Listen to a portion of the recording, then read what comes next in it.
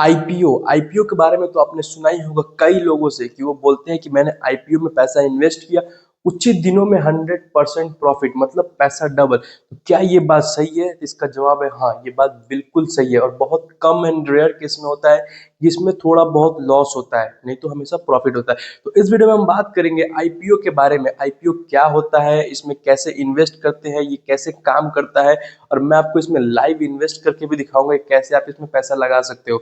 और ये वीडियो बहुत ही सिंपल भाषा में होने वाला है। जो भी लोग बिगनर है, जो भी लोग स्टॉक मार्केट में नए हैं, उनको भी ये बहुत आसानी से समझ में आ जाएगा। तो चलिए वीडियो को स्टार्ट करते हैं। सबसे पहले आप ये समझो आईपीओ क्या होता है, एकदम सिंपल वर्ड में। आईपीओ का फुल फॉर्म होता है इनिशियल पब्लिक ऑफरिंग। इसका मतलब कोई भी कंपनी जब पहली बार अपने शेयर्स को पब्लिक को बेचती है, पहली बार अपने शेयर्स को पब्लिक को बेचती है, तो उसे ही आईपीओ कहते हैं। एग्जाम्पल, आपने जोमेटो, नायका, एलआईसी का तो नाम सुना ही होगा। ये जो कंपनी पहली बार स्टॉक मार्केट में लिस्ट हुई थी या फिर स्टॉक मार्केट में आई होगी, तो इन्होंने भी अपना आईपीओ निकाला होगा। अब दोस्तों यहीं पे एक सवाल आता है, आईपीओ का पर्पस क्या है? कोई भी कंपनी अपने शेयर्स को आखिर पब्लिक को क्यों बेचेगी? इसका सिंपल सा जवाब है पैसों के लिए। कंपनी को फंड रेज करना होता है अपने बिजनेस के लिए। अब किसी भी कंपनी को अपने बिजनेस के लिए पैसों की जरूरत पड़ती है। जैसे मान लो एबीसी नाम की एक कंपनी है, उसका 10 फैक्ट्री है, ठीक है। वो अपना प्रोडक्ट सेल करता है पूरा इंडिया में, उसका कंपनी बहुत अच्छा चल रहा है, ठीक है। तो अब वो कंपनी चाहता है मैं अपना प्रोडक्ट पूरा वर्ल्ड में बेचूं, अपना पूरा माल वर्ल्ड में सेल करूं। तो वहां पे वो कंपनी को जो 10 फैक्ट्री है, 10 के बजाय अब उसको वहां पे 100 फैक्ट्रीज लगानी पड़ेगी। तो 100 फैक्ट्रीज लगाने के लिए हजारों करोड़ रुपए लगेंगे। तो ये पैसा आएगा कहाँ से? या फिर कोई कंपनी बहुत अच्छा खासा परफॉर्मेंस कर रहा है, लेकिन उस कंपनी के ऊपर हो सकता है लोन ज्यादा हो, कर्ज ज्यादा हो, उसको चुकाने के लिए पैसे की जरूरत पड़ सकती है। मतलब कई सारे रीजन हो सकते हैं जो कंपनी को पैसे की जरूरत पड़ सकती है। तो वहीं पे वो कंपनी कुछ परसेंट शेयर्स अपने पब्लिक को बेचती हैं, शेयर्स पब्लिक को बेचती है, बदले में पैसे लेती है। तो ये कंपनी अपने शेयर्स को लॉन्च कैसे करती है, कैसे बेचती है लोगों से? तो ये कंपनी सबसे पहले अपने कंपनी के डेटा डॉक्यूमेंट्स जो भी है लेके जाती है इंडियन स्टॉक एक्सचेंज, जो कि इंडिया में दो है, BSc and NSC, Bombay stock exchange and national stock exchange. तो इसको किसी एक पे लिस्ट करना होता है, या तो ये बीएससी पे करे, या तो ये एनएससी पे करे, या तो ये दोनों पे कर सकता है। लिस्ट करके उसके बाद से वहां पे एक डेट सेलेक्ट होता है। जैसे मान लो 10 तारीख से 20 तारीख, और ये डेट जो होता है वो 10 दिन के ड्यूरेशन के आसपास होता है, 10 से 12 दिन के आसपास का ड्यूरेशन होता है। और इसमें एक डेट के साथ एक प्राइस भी फिक्स होता है। जैसे मान लो ये अपने शेयर्स बेचना चाहती है 110 या 120 या 200 या 500, जो भी एक प्राइस होगा ये अपना प्राइस सेट कर देंगे।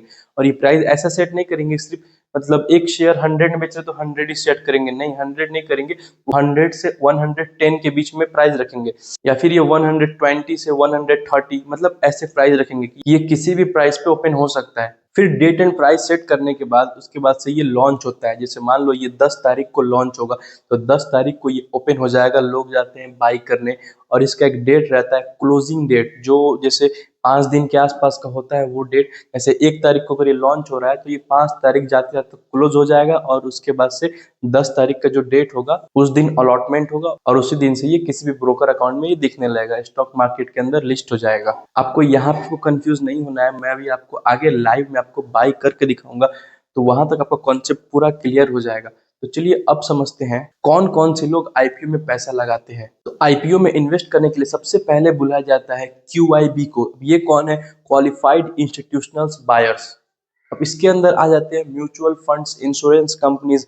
म्यूचुअल फंड्स का तो आप जानते ही होंगे, म्यूचुअल फंड खुद कहीं ना कहीं पैसा इन्वेस्ट करता है और वहां से पैसा बना के लोगों तक देता है, ठीक है। तो म्यूचुअल फंड जाएगा वो आईपीओ में, वो देखेगा, वो कंपनी के बारे में रिसर्च करेगा। फिर उसके बाद अगर उसको लगेगा म्यूचुअल फंड को हाँ इस कंपनी में हम पैसा डालेंगे तो यहाँ से मेरा प्रॉफिट बनेगा अच्छा खासा, तो वो उस आईपीओ में पैसा लगाएगा, उस कंपनी में इन्वेस्ट करेगा, ठीक है। जैसे इंश्योरेंस कंपनी होता है, आप जो इंश्योरेंस कराते हो तो वो पैसा इंश्योरेंस वालों को जाता है, तो वो क्या करते हैं पैसे को, तो वो पैसा इंश्योरेंस वाले कहीं ना कहीं इन्वेस्ट करते हैं। तो इंश्योरेंस वाले भी पैसा इन्वेस्ट करते हैं स्टॉक मार्केट में। तो ये लोग होते हैं क्वालिफाइड इंस्टीट्यूशनल बायर्स, ठीक है। इनके लिए 50% का रिजर्वेंस होता है उसमें।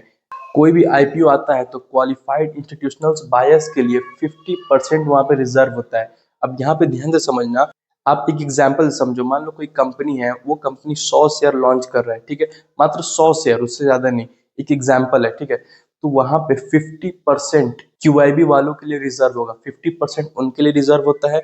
और उसके बाद जो दूसरे नंबर पे आते हैं NII, नॉन इंस्टीट्यूशनल इन्वेस्टर्स, दूसरे नंबर पे ये लोग आते हैं। ये लोग भी काफी हाई इन्वेस्ट करने वाले होते हैं। इनके लिए 15% का रिजर्वेंस होता है, ठीक है। 50% का उनका और 15% का इनका, तो कितना हो गया 65%। बाकी बचा 35%। 35% रिटेल इन्वेस्टर्स का होता है, जो कि हम लोग आम आदमी लोगों का होता है। जो 2 लाख से जो कम इन्वेस्टमेंट करते हैं वो रिटेल इन्वेस्टर्स में आते हैं। तो 35% इनका रिजर्वेंस वहां पे होता है। तो ऐसा चलता है ये।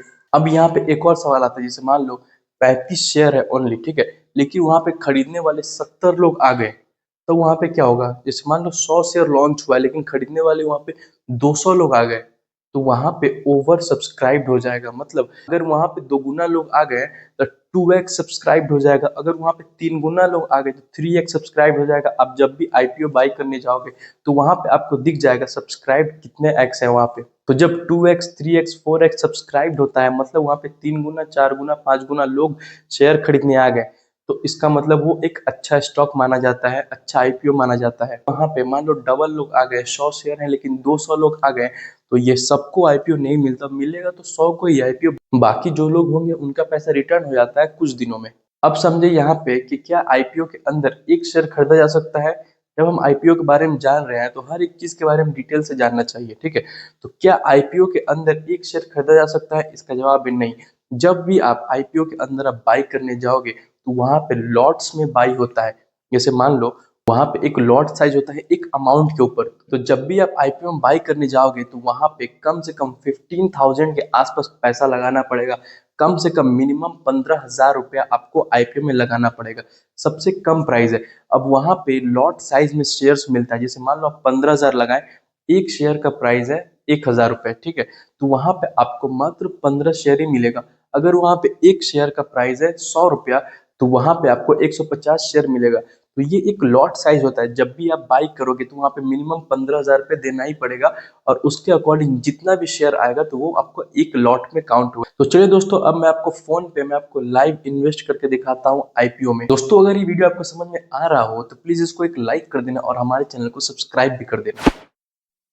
तो दोस्तों, यहाँ पे आ गए हम अपने ग्रो के डीमेट अकाउंट में, और यहाँ पे मैं आपको बताऊंगा कि आप कैसे IPO बाई करोगे। दोस्तों, किसी भी IPO को या फिर स्टॉक मार्केट में इन्वेस्ट करने के लिए एक डीमेट अकाउंट की जरूरत पड़ती है। तो डिस्क्रिप्शन बॉक्स में डीमेट अकाउंट का लिंक मिल जाएगा, आप वहां पे जाके देख सकते हो।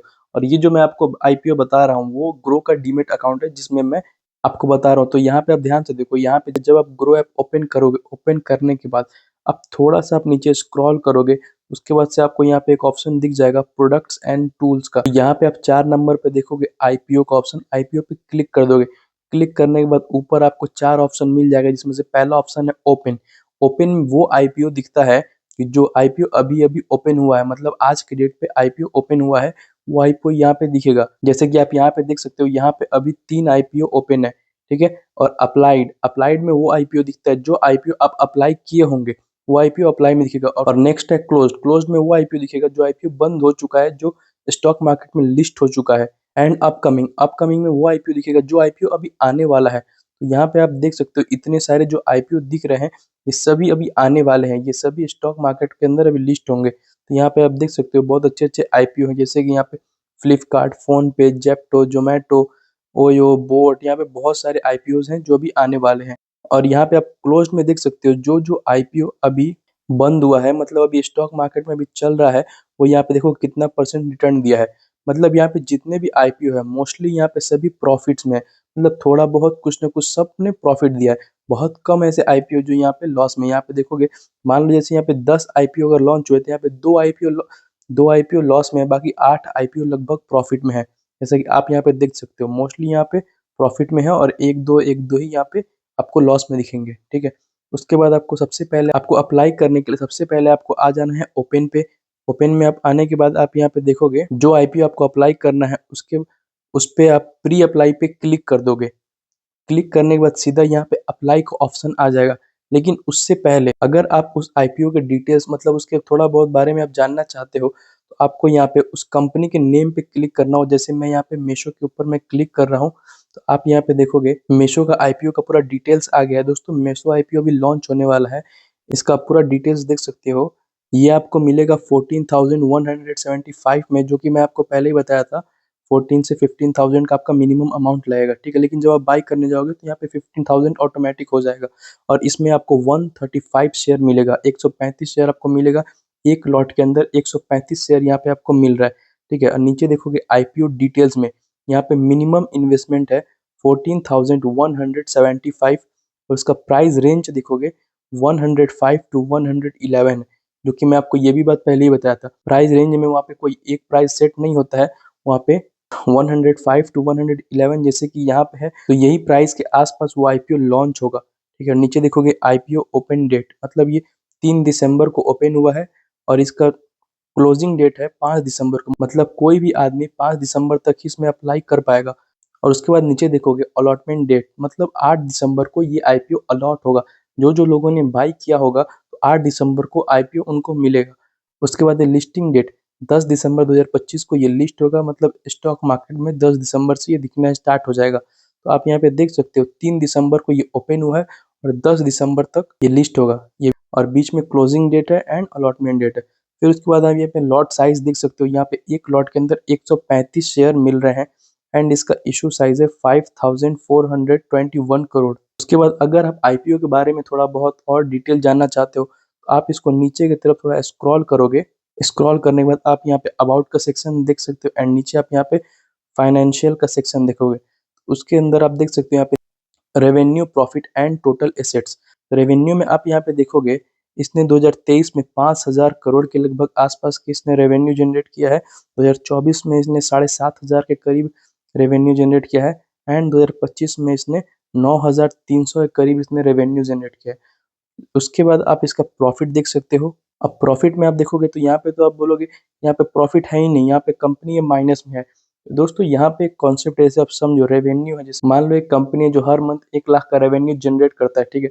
मतलब वो 1 लाख का कोई प्रोडक्ट जो सेल करता है, सेल करने के बाद से जो भी उसका पैसा आता है वो पैसे में से वो अपने जो एम्प्लॉयज रखा होगा वो अपने एम्प्लॉयज को कुछ सैलरी देगा, कुछ अदर एक्सपेंस होंगे, रेंट होंगे, इलेक्ट्रिक बिल होगा, मतलब सब कुछ काट छाट के जो बचता है उसी को हम प्रॉफिट बोलते हैं।